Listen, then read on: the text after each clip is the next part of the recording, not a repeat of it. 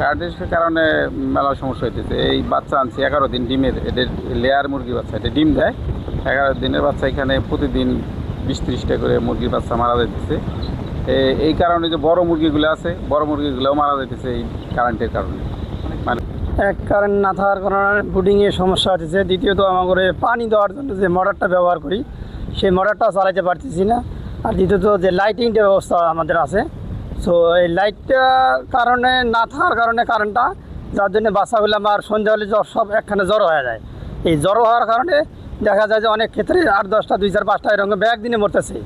So যদি কারেন্টটা আমাদের ঠিকমতো থাকে তো ইনশাল্লাহ আশা করি যে সমস্যাটা আমাদের থাকবো না আর কি।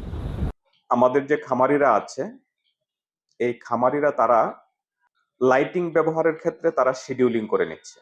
তাদেরকে শিডিউলিং করে নেওয়ার জন্য, লাইটিং এর জন্য তাদেরকে বলা হয়েছে। যেহেতু 16 ঘন্টা, 12 ঘন্টার বেশি সময় দিনের আলো পায় এবং বাকি 3.5 বা 4 ঘন্টা বা 3 ঘন্টা যে সময়টুকু, সেই সময়টুকু তারা রাতের বেলায় শিডিউলিং করে নিতে পারে।